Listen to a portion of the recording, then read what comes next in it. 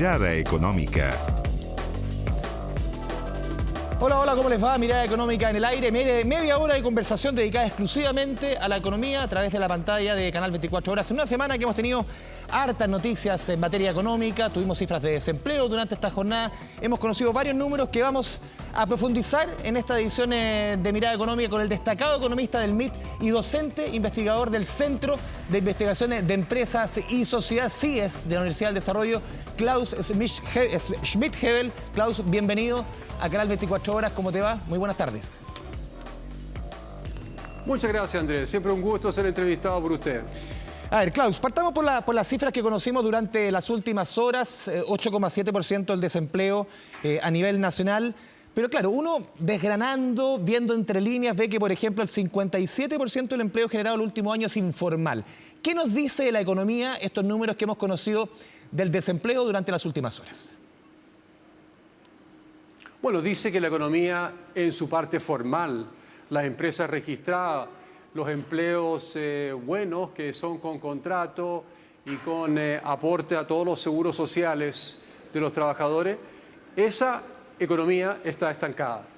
En esa economía el empleo crece muy poquitito y estamos al revés de un mundo de crecimiento vigoroso y normal que fue Chile en el pasado, que es donde la informalidad crecía poco y especialmente la creación de empleo era en el sector formal.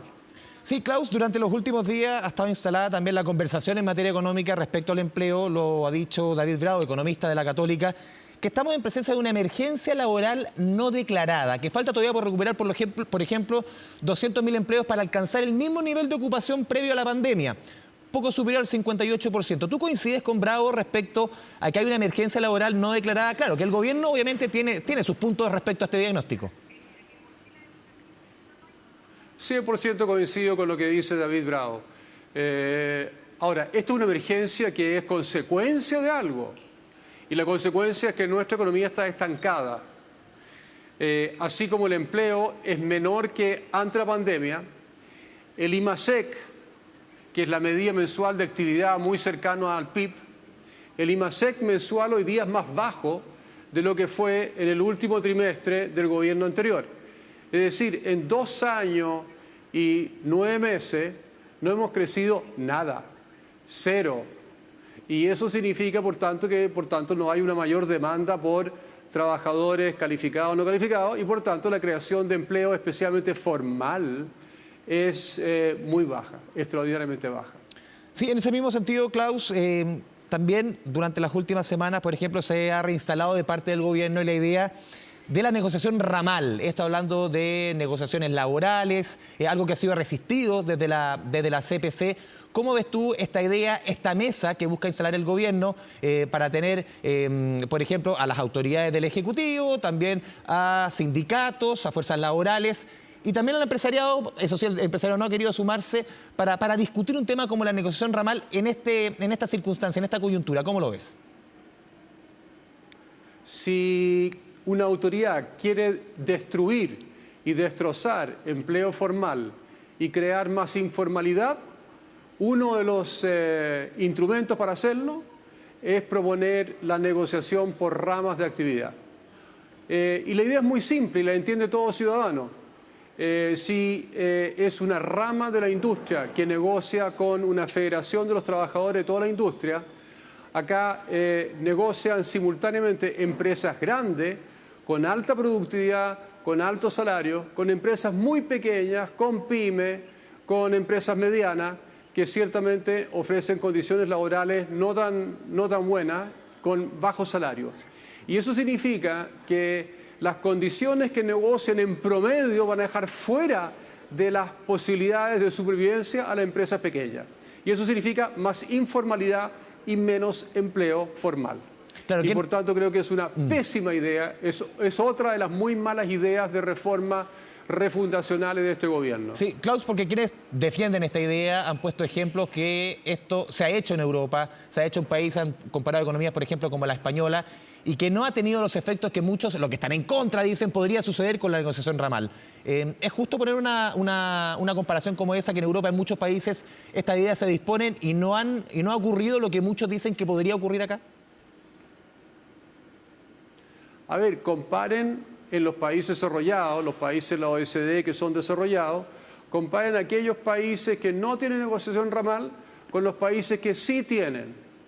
Y van a concluir que los países con negociación por ramas de industria tienen un desempleo estructural y un desempleo informal que es más alto que el desempleo formal. Klaus, te quiero llevar a temas de crecimiento económico. Hace algunos días conocimos las cifras del primer semestre, crecimiento poco superior al 2%, el segundo trimestre fue 1.6%. ¿Podremos alcanzar la proyección de Hacienda de crecimiento de 2,6% para este año? ¿Cómo lo ves tú? Matemáticamente es posible, de probabilidad bajísima. Es muy difícil que alcancemos el 2,6% de proyección para este año. El sector privado hoy día está más cerca de 2,1, 2,2, 2,3%. Yo creo que vamos a estar por debajo de 2% de crecimiento, porque todas las señales que ha dado este gobierno, no todas, la gran mayoría de las señales que ha dado este gobierno, los proyectos de reforma tributaria, de reforma previsional, este proyecto de negociación por ramas de la industria, son todos proyectos anticrecimiento, antiformalidad, antiinversión y por tanto esta economía va a seguir estando estancada en condiciones internacionales muy buenas. Este es un gobierno que ha tenido la suerte, y no es nada más que eso, es suerte, de enfrentar una economía mundial que le va bastante bien o muy bien dependiendo del año de este cuatrienio, pero todas las luces que da este gobierno son anti-inversión y anti-crecimiento, con una excepción que son los proyectos de ley de permisología, pero que este gobierno tampoco lo está empujando en forma muy fuerte para reformar la maraña de permisos, regulaciones que ahogan los proyectos de inversión y son uno de los varios factores que inhiben el crecimiento hoy día en Chile. Sí, Klaus, después quiero ir al tema de la permisología y también la reforma tributaria y también previsional. Tú hace algunos meses señalaste, he revisado varias entrevistas que tú has dado durante los últimos meses. Vas a ir a todo, Andrés, veo yo. Vas a ir a todo. No sé, oye, no, quería veo. Declaraciones tuyas en el pasado que decías que el bajo crecimiento se debía 1/3 a condiciones internacionales, 2/3 a condiciones internas. ¿Sigues haciendo la misma ecuación respecto al escenario interno y puntualmente respecto al crecimiento? No, estuve equivocado. El 90% es por factores internos y solo el 10% por factores internacionales, porque por lo que acabo de decir, la economía internacional en general ofrece condiciones óptimas para el crecimiento chileno, con excepción de una variable que se está corrigiendo ya en Europa, en Gran Bretaña, y se va a corregir en Estados Unidos a partir de septiembre, que es la tasa de política monetaria, que es excepcionalmente alta en los últimos 2 años, pero que ha sido muy exitoso reduciendo la inflación en Estados Unidos, en Europa, como ha sido en Chile, y esa tasa va a ir bajando en el futuro. Ese es el 10% que afecta negativamente y por tanto influye en un crecimiento menor en Chile. El 90% restante, ¿por qué no crecemos? ¿Por qué no generamos empleo formal? Es made in Chile.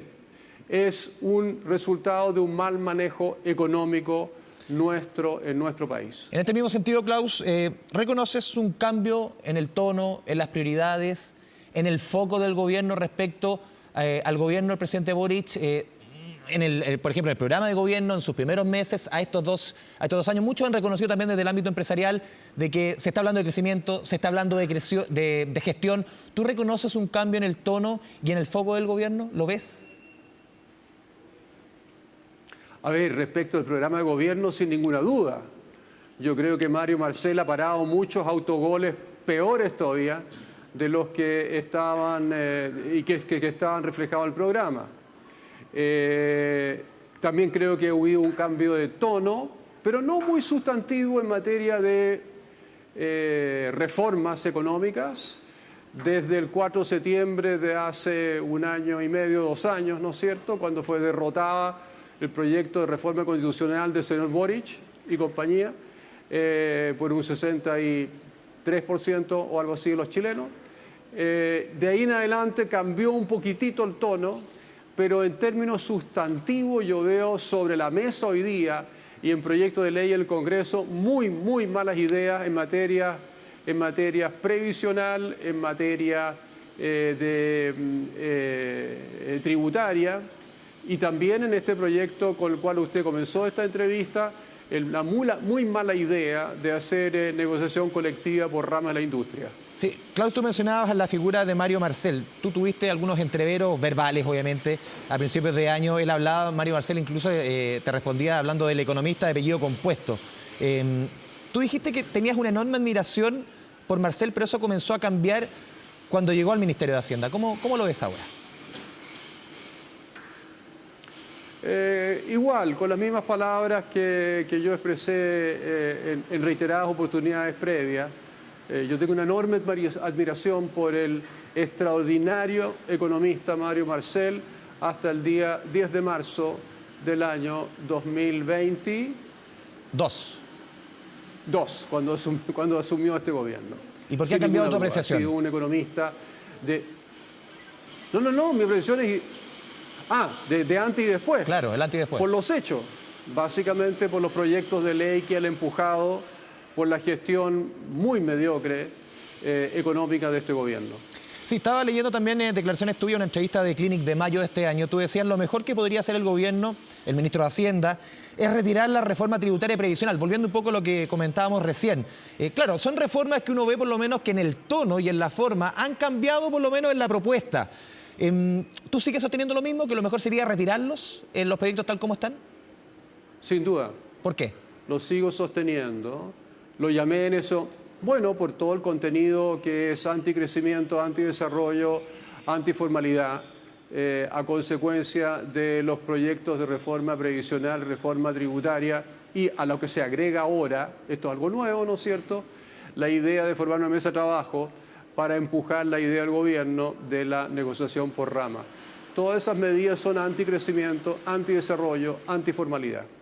Sí, puntualmente respecto a la reforma previsional, hace un tiempo se llegó, hace 2 o 3 semanas, Klaus, a una suerte de calendario, cronograma, con apoyo de parte de la oposición para avanzar y tener aprobado en el mes de enero esta reforma de pensiones. ¿Cómo ves ese acuerdo? En este momento no hay acuerdo. En este momento para el calendario, digo, para discutirlo, para poner en la discusión. Ojalá llegáramos a un acuerdo. Me parece maravilloso que sea un calendario relativamente ambicioso y que tengamos eventualmente los elementos principales de una buena reforma previsional de acá a enero. En este momento yo veo las posiciones todavía bastante distantes una de las otras. La oposición en el Parlamento, el Congreso y las propuestas de gobierno reflejadas en los principios que envió hace 3 o 4 semanas atrás al Congreso. Principios que son, en su gran mayoría, son muy malos para un buen sistema de pensiones o para mejorar nuestro sistema previsional actual. ¿Tú ves difícil que se vaya a aprobar una reforma de pensiones en el actual gobierno? Francamente no lo sé. Todo depende de cuánto está dispuesto los ministros Jara y Marcel de revisar dichos principios para acomodar las demandas o respetar las líneas rojas de la oposición, y creo que es una posición correcta y legítima, a muchos malos contenidos del proyecto o los principios que propuso el gobierno y colocó sobre la mesa. Sí, un punto antes de ir a la pausa, Klaus. Claro, tú decías el tema de las líneas rojas. Si uno ve, por ejemplo, la discusión se ha concentrado en el 6%. Uno ve que el gobierno de su posición original ha cedido bastante, ha cambiado. Uno ve que también la oposición, desde su postura original en esta discusión de pensiones, se ha mantenido, no se ha movido del 6% para cuenta individual. Esa línea roja que no se ha movido un sector, uno ve que el gobierno sí se ha movido. ¿Se podría llegar a un acuerdo o definitivamente tú coincides con la oposición que esto debe ir, por ejemplo, el 6% netamente a cuenta individual y no se debe ceder? A ver, yo creo que es malo para el país si hay un proyecto malo, por una parte, y otro propone un proyecto bueno, quedarse al medio y pasar un proyecto que es mediocre, que no tiene tanto daño como la propuesta inicial del gobierno, pero igual genera daño para la formalidad laboral, entre muchas otras cosas. Meter un componente de reparto, llámese como se llame, siempre se disimula y el gobierno evita la palabra reparto porque tiene un muy mal nombre el reparto internacionalmente en Chile, pero si tiene un componente de reparto es un proyecto malo, menos malo al proyecto que mandaron al Congreso hace 2 años atrás, que tenía los 6 puntos al reparto en distintas formas y disimulado de una forma u otra, pero era un reparto en última instancia. Y por tanto, si se acercan las posiciones, me parece muy bien, pero la única forma de pasar un buen proyecto es que el 6% vaya a los ahorros previsionales individuales de todos los chilenos y que sean administrados por fondos privados, por administradores privados. Klaus Schmidt-Hebel, vamos a ir a la pausa aquí en Mirada Económica. Sigue conectado, volvemos contigo a la vuelta de comerciales. Vamos a la pausa que nos ven a través de la pantalla en las 24 horas. Encantado, Andrés. Muy bien.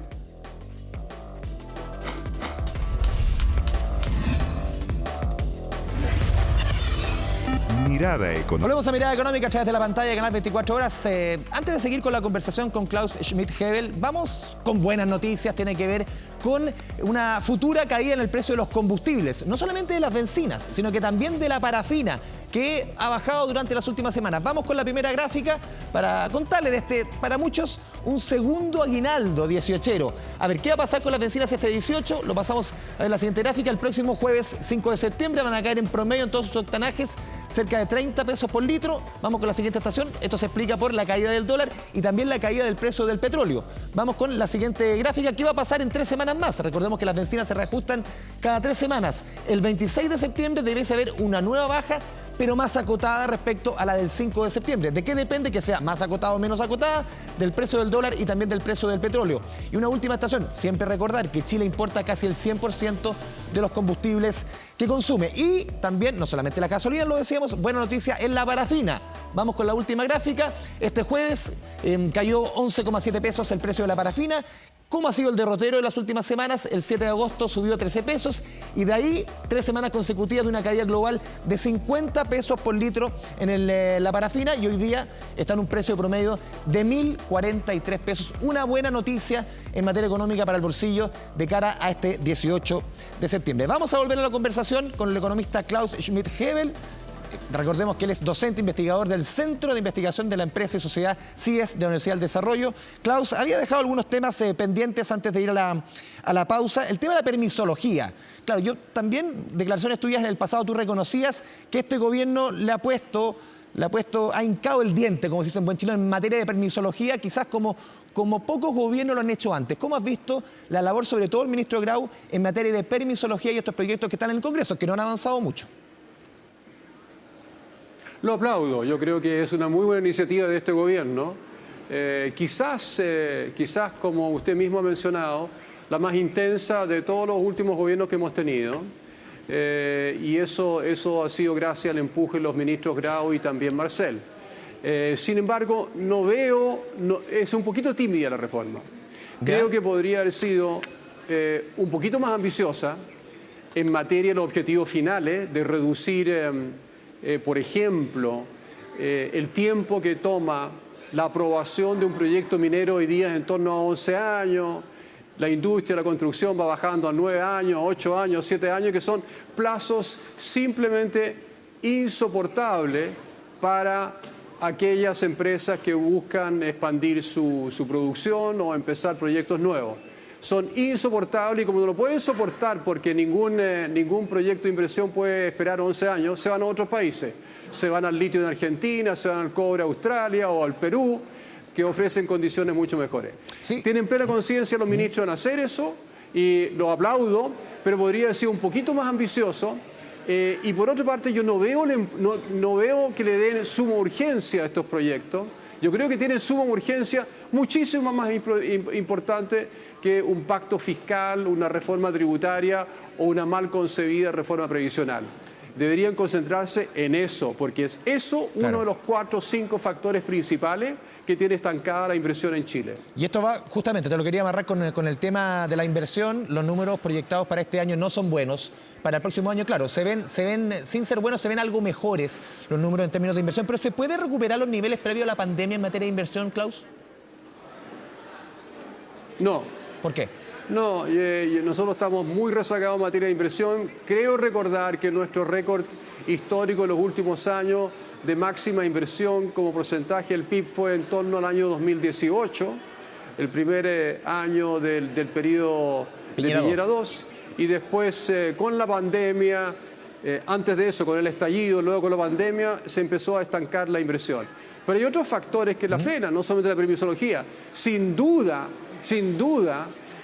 los pésimos proyectos de reforma tributaria del año 2022 que se fueron morigerando y fueron transformándose en observaciones o en proyectos menos malos, pero todavía bastante malos en materia tributaria. Luego, lo que le pega muy fuertemente la inversión a toda actividad emprendedora, empresarial, pymes particularmente, es un impuesto que sube día a día en Chile y que no es de responsabilidad exclusiva de este gobierno, pero este gobierno tiene una corresponsabilidad en aquello, que es el aumento en la violencia, la inseguridad, los asaltos, los asesinatos, los robos armados, etcétera, etcétera. Y esto es un impuesto para toda empresa, especialmente en la pyme. ¿Ya? La pyme no puede enfrentar simplemente la probabilidad de que la asalten, le roben, la quemen, ¿no es cierto? La empresa mediana, grande un poquito más, pero es un impuesto, es un impuestazo a la inversión conjuntamente con el otro impuestazo que es la permisología, que en gran medida, pero no exclusivamente, es heredada de gobiernos anteriores. Sí, un último punto, Klaus, se nos va el tiempo. ¿Podremos, sientes tú, volver a crecer al 4% de hace una década? ¿Lo ves posible? Lo veo posible no bajo este gobierno, ¿Ya? lo veo posible bajo otro gobierno que tenga un buen diagnóstico de que esto es un factor, como se dice, a veces en forma un poquito artificial o ciútica, si uno quiere, multicausal. Esto tiene muchas causas distintas al estancamiento de Chile. El hecho de que crezcamos un 2% en tendencia o menos, y por tanto per cápita estemos básicamente estancados, no crezcamos casi nada en términos de PIB por habitante. Esto tiene muchas causas, de las cuales 2 o 3 o 4 las hemos mencionado en este programa, hay algunas adicionales, pero revertir eso, el exceso de inmigraciones ilegales, las bandas narcotraficantes, todo eso son impuestos a la inversión, al emprendimiento, al aumento de productividad. Las empresas se van de Chile hoy en día, llegan muy pocos desde afuera, se van mucho más de las que llegan. Y muchas inversiones están a la guaite de que cambien las condiciones, también que cambie el gobierno, para pensar eventualmente, si es que el próximo gobierno fuese exitoso, tiene una tarea gigantesca por delante, para volver a que Chile despegue y duplique su tasa de crecimiento, como usted señala, la suba de un 2 a un 4%. Klaus Schmidt-Hebel, te agradecemos este espacio, esta conversación con Canal 24 Horas. Muchas gracias. Encantado, Andrés. Ha sido un gusto. Que esté muy bien. Y a todos ustedes, muchas gracias por la sintonía. Nos vemos en los próximos días, en una próxima edición de Mirada Económica a través de la pantalla de Canal 24 Horas. Que le vaya bien.